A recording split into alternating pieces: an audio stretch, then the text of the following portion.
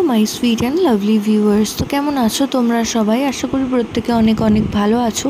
আজকে আবারও চলে এসেছি নতুন আর একটি ইনফরমেটিভ ভিডিও নিয়ে।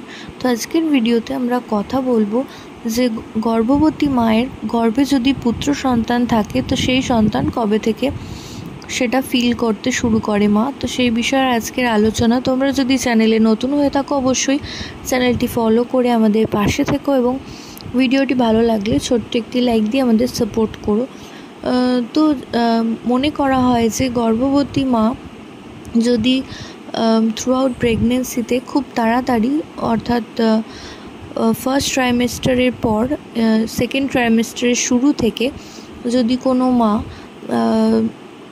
নড়াচড়া বাচ্চার ফিল করা শুরু করে, অর্থাৎ খুব তাড়াতাড়ি 3.5 থেকে 4 মাসের পর থেকে যদি দেখেন যে গর্ভবতী মা নড়াচড়া অনুভব শুরু করে দিয়েছেন, তো অবশ্যই ধারণা করা হয় যে গর্ভের আগত সন্তানটি একটি পুত্র সন্তান আসতে চলেছে।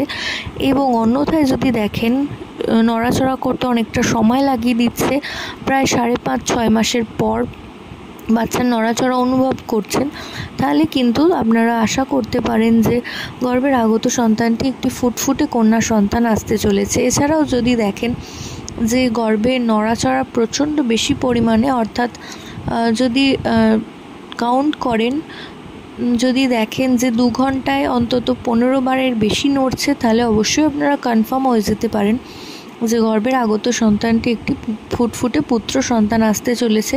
কারণ পুত্র সন্তান অনেকাংশে কন্যা সন্তানের থেকে অনেক চঞ্চল হয়ে থাকে, সেই কারণে তারা গর্ভেই কিন্তু সিমটম দেখাতে শুরু করে দেয়।